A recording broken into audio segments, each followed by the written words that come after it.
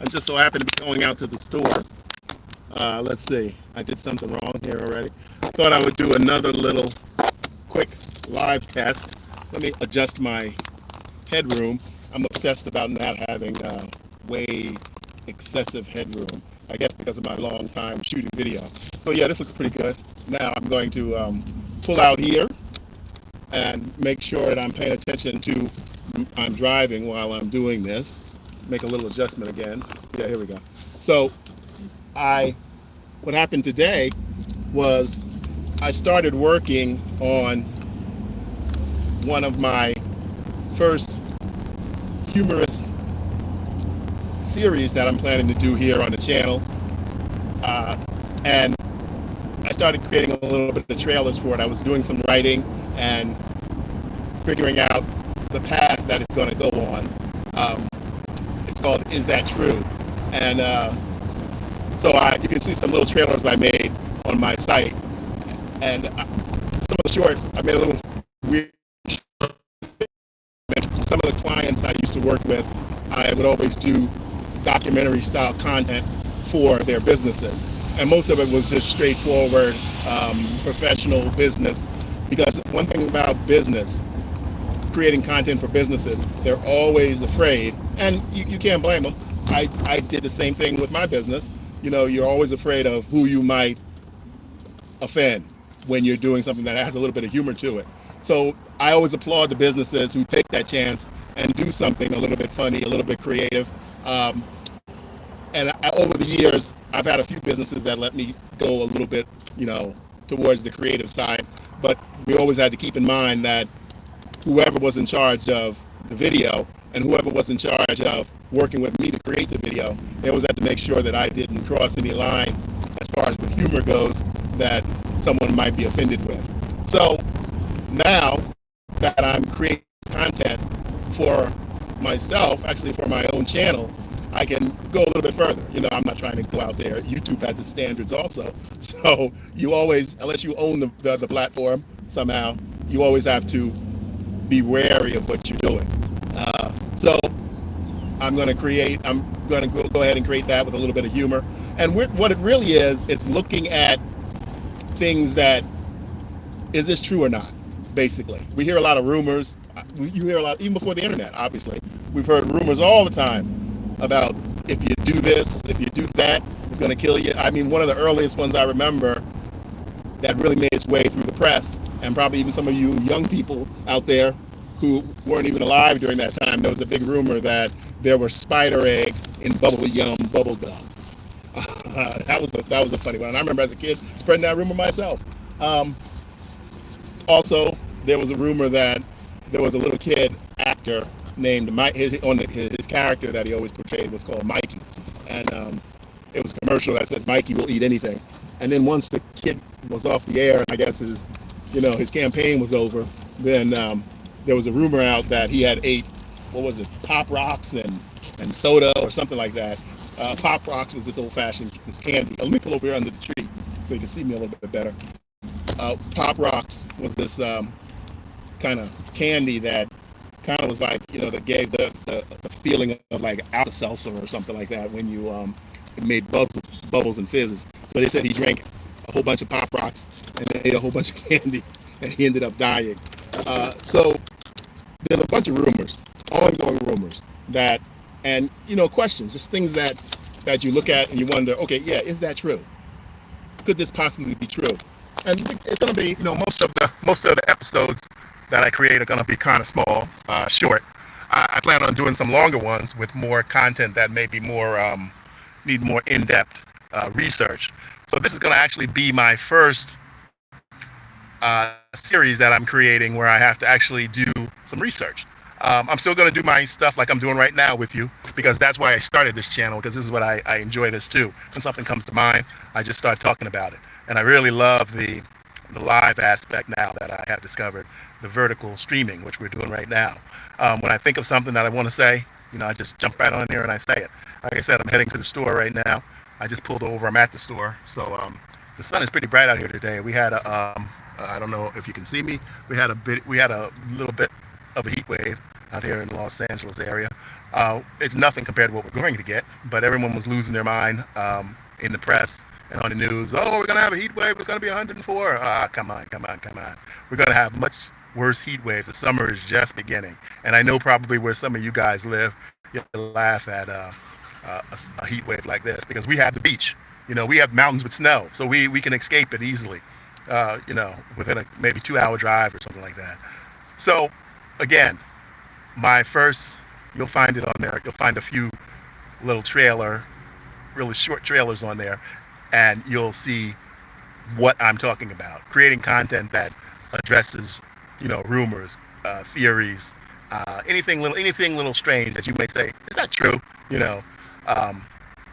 Also, what I probably will do too, I notice some people on YouTube that are much more professional and sophisticated than I am, but about spotting scammers.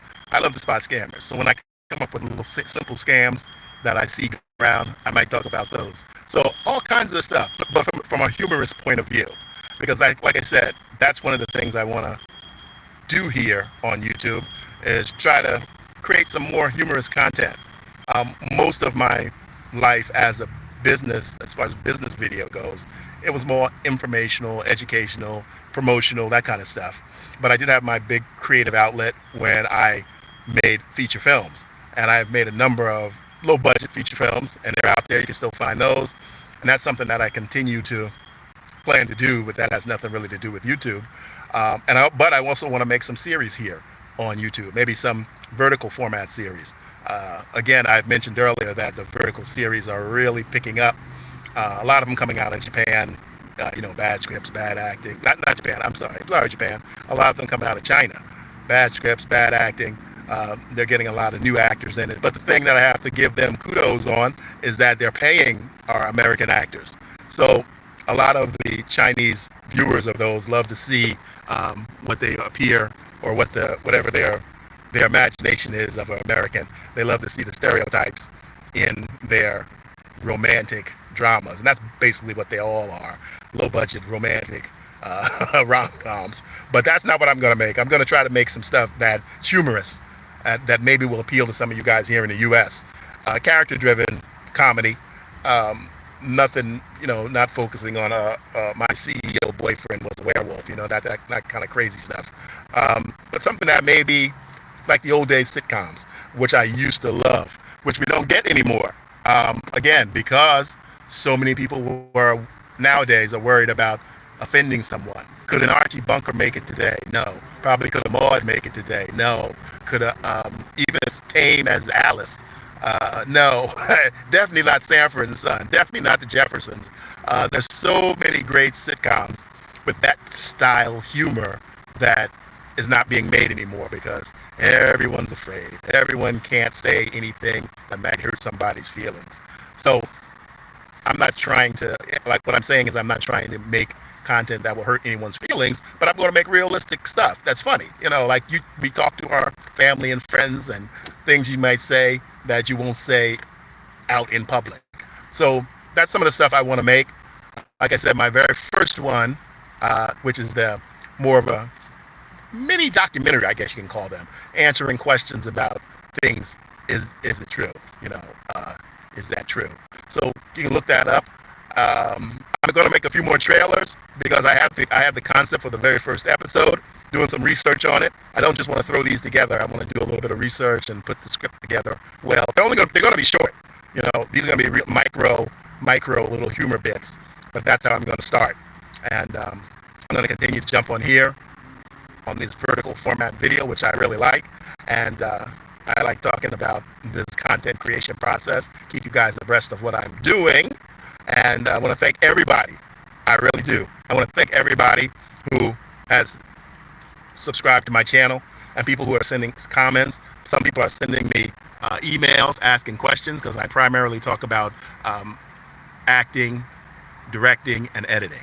Those are the areas that I spent the last 35, 40 years of my life working in this entertainment business. And like I said, has not been easy. It's not been a bed of roses. You know, I'm not a household name, but I have worked consistently and I've been able to survive making, many independent feature films and acting in a number of A projects, character actor. That's what I consider myself.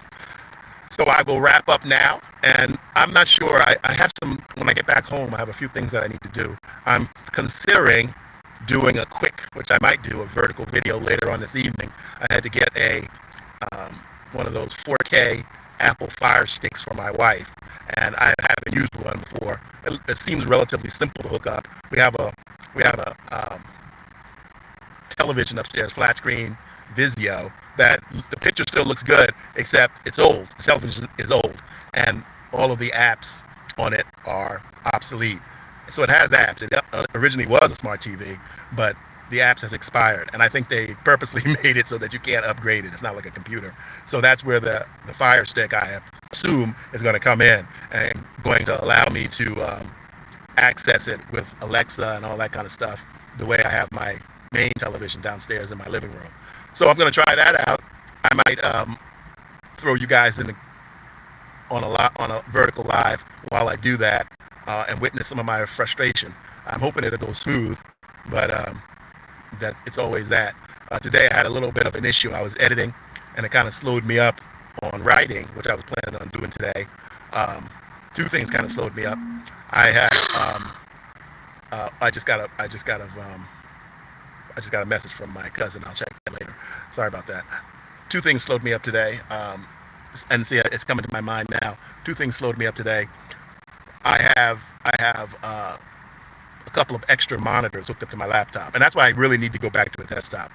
For the last maybe 6 years, I've been editing off of a HP workstation, and it works great. And it's about 6 years old though, but I upgraded the memory and the RAM and all that good stuff, souped it up a bit as soon as I got it, and it still edits. It can edit 4K. I've been editing 4K on it. Sometimes I've even edited one time. I've edited 8K, but I only was able to do straight cuts. But then I made some. I went on and broke the project down and edited with now why is it slipping my mind? Proxies. Sorry, proxies. I slapped the 8K. I had to go ahead and take those extra steps and edit with proxy. But I have really no problem with 4K, and so I still like it. But today I did something, and I know it was something that I did. I was pressing a couple of keys really fast, trying to do something, and for some reason my FireWire hub stopped working. It stopped feeding my DisplayPort monitors. I have two really good. One is a 4K and one is a HD DisplayPort monitors, and all of a sudden it went out. And so then, boom, threw a curveball into my plans. And then also, this is a good thing.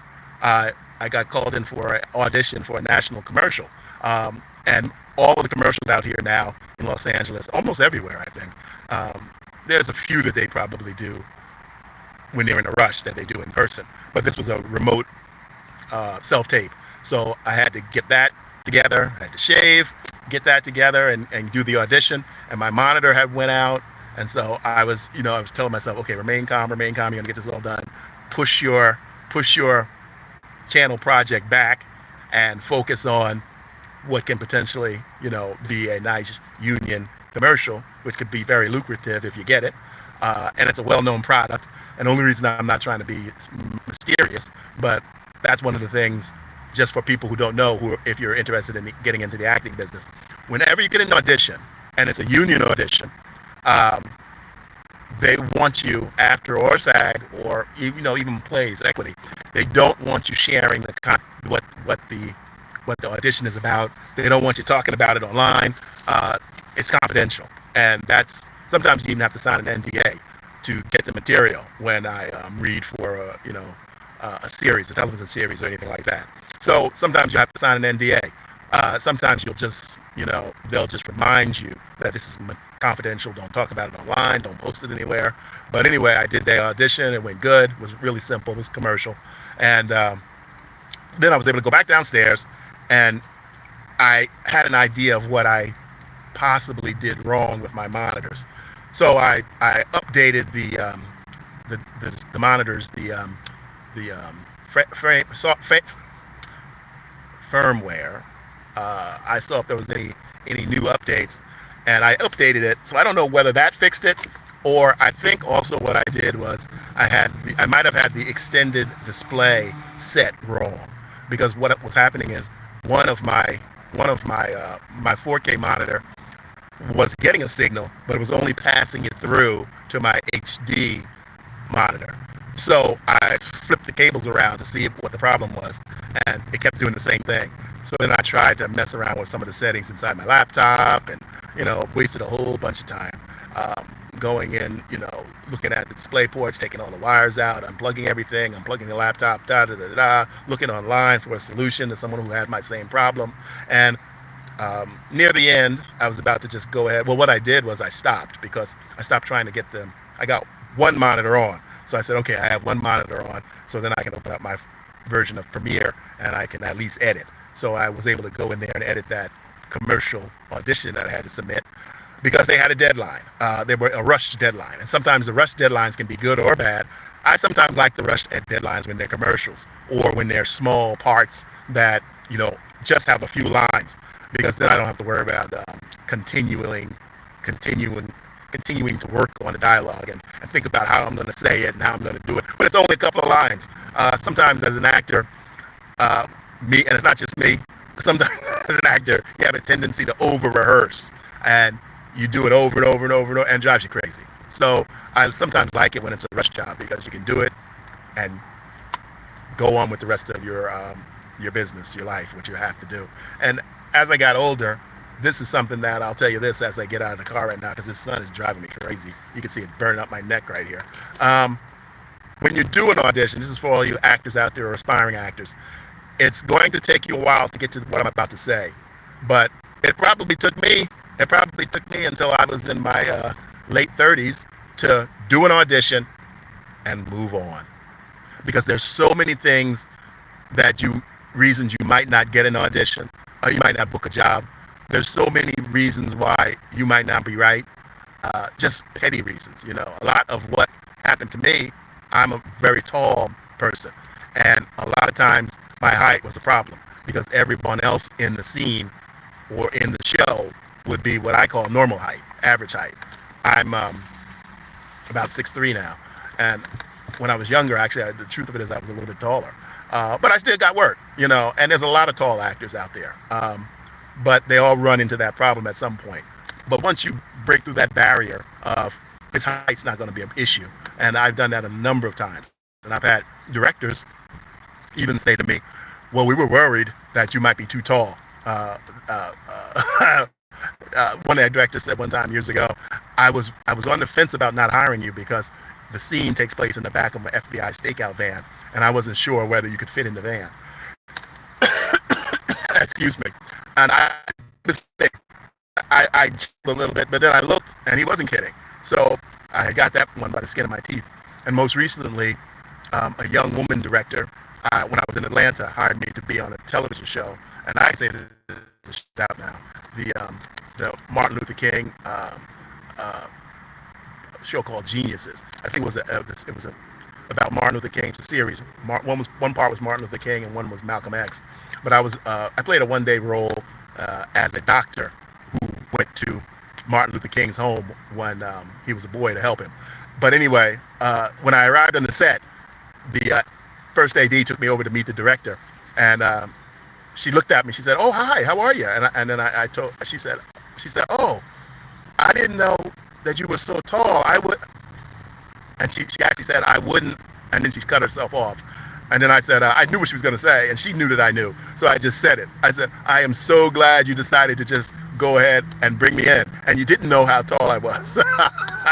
But she liked my performance, and she was happy at the end that she had brought me in. And she said she wanted to work with me again in the future. So, just like in real life, there are tall people, there are short people, there are big people, there are fat people, and it was a character role, one-day role, come in, do a couple of lines, happy to do it, love to do it, wish I could do it every day, play these small little bit parts. But sometimes sometimes there's things that hold you back that you don't even know what those things are, and you can't worry about it. So when you get these auditions, young actors or actors who are just starting out, you don't have to be young, you can be just starting out, do it and forget it. Go on with your life. Don't obsess over each part that you don't get. You have to think of it as every audition is getting you closer to booking another role. Because as long as I've been doing this, 40 years plus, I still go out on maybe 10 or 12 or 15 auditions before I book one. I'm not in the position where, name actors, they get called in and they get booked based on there's a thing called offer only. And once you do enough work and your work is recognized and people know that you're good and people like you and people want you, it's offer only. You don't even audition anymore. But I've never reached that lofty goal, so I still audition for every role that I go out for. And I'm at the stage now where I'm confident enough to go out, do my best, always do my best, even if it's self-tape, in person, whatever, do the best I can and move on to the next thing. So that's why I'm so glad to, it sounds crazy. Like I said, I've been on this YouTube. I've been a member and I've had a channel for 19 years. You can scroll back and see the very first video that I posted. And YouTube it just reached its 20th birthday. So it had been out only 1 year and I joined it. But all that time I used YouTube as a way to showcase my work. But now I want to create original content and I will keep going forward. Thank you guys for listening. I know a few people jumped on. I know somebody just jumped on right now. A couple of people gave me the thumbs up. I appreciate it, and I appreciate all my subscribers. I really do, because I'm actually moving forward to reach my goal to monetize this channel, and that's going to allow me to create this humorous content that I want to do and not worry about auditions and producers and getting people to read my script. I'm going to create content here and keep going forward and see where this can take me. All right, I'll see you on the next one.